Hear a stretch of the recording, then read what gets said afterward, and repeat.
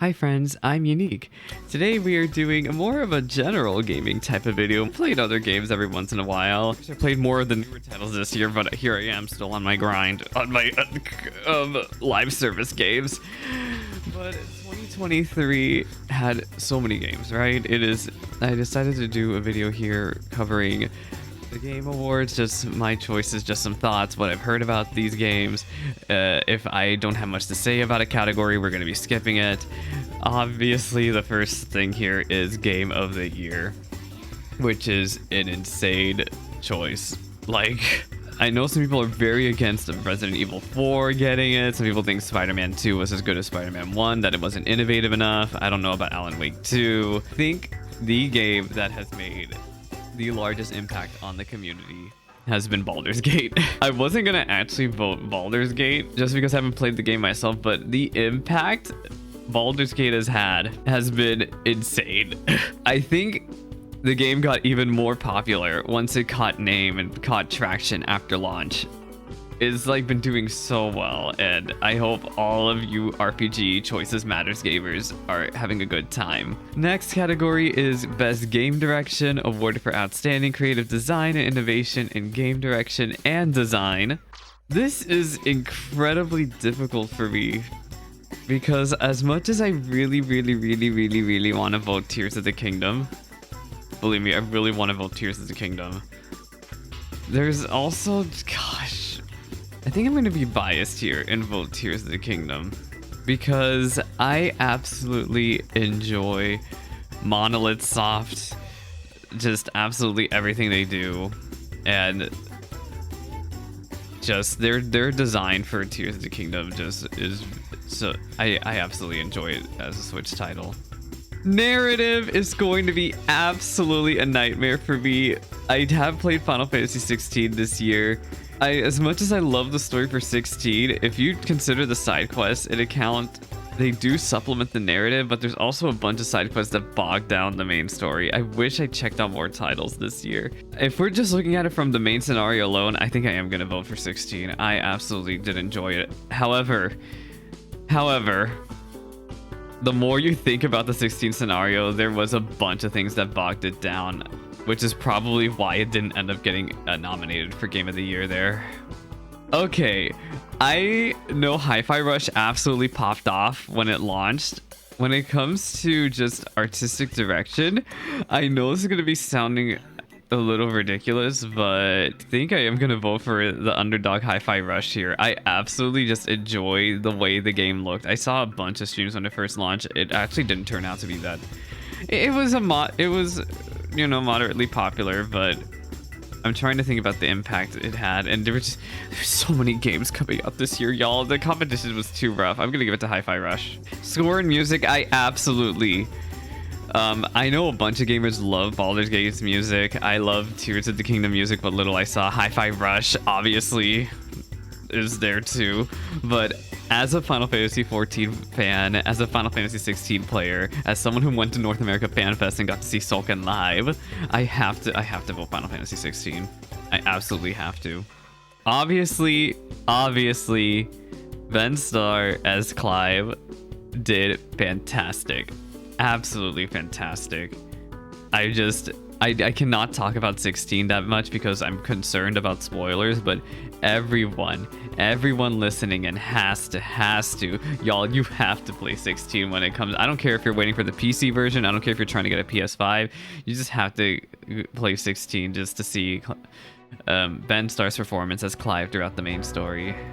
Best ongoing.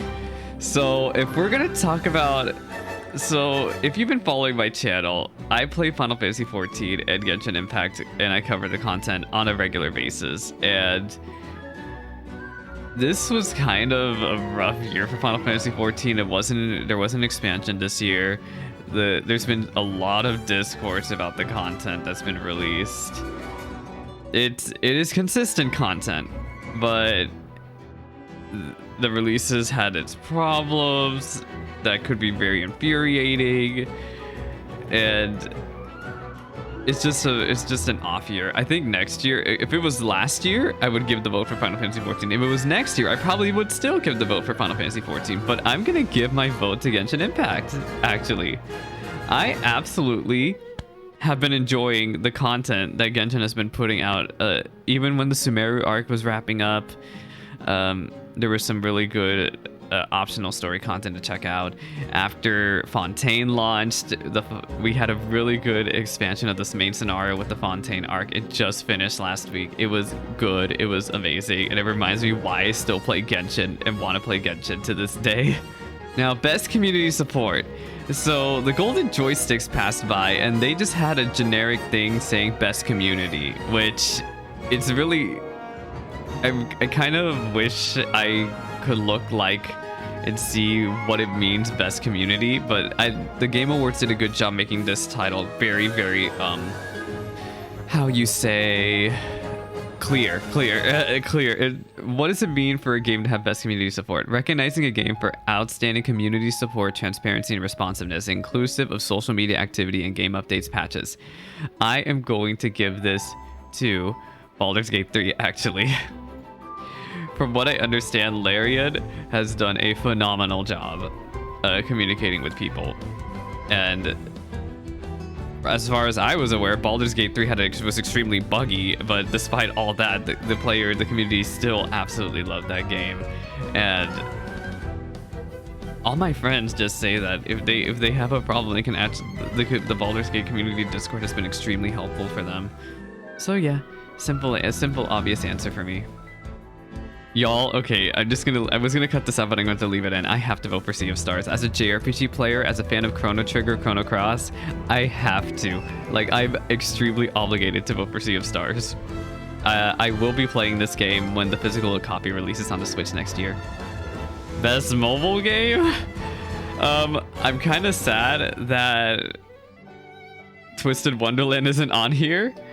I feel like all the biased gamers are going to vote Final Fantasy VII Ever Crisis, but especially since Ever Crisis is going to cover all of the 7 compilation, like that's insane.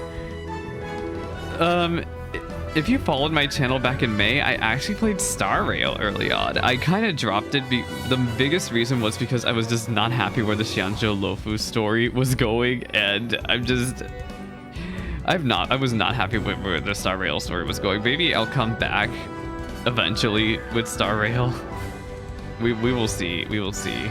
My account is still there, obviously, but I absolutely enjoy what they have going with Star Rail besides the main scenario, and that is enough for me to give it my vote. Best RPG? Oh my goodness. I don't even know. Based off of the marketing alone, I don't think Final Fantasy 16 is gonna beat Baldur's Gate. I'm gonna vote for 16 because I feel like I pretty much have to, but I feel like the biggest competitions here are gonna be Baldur's Gate 3 and 16. For the best game design with rich character customization progressive, including massively multiplayer experiences, which is really funny because 16 doesn't even have a multiplayer mode. I don't even think Sea of Stars has a multiplayer mode either. But I think if we're going to talk about design and character customization progression, Baldur's Gate has it best. But just know that I'm just voting for 16 because I'm biased. Oh my god, y'all, I really, really wanted to cover Pikmin 4 this year. I love the Pikmin series. I played it back in the GameCube days. Pikmin 1 specifically, not Pikmin 2. I have Pikmin 1 and 2 on the Switch version sitting over in the corner of my office here.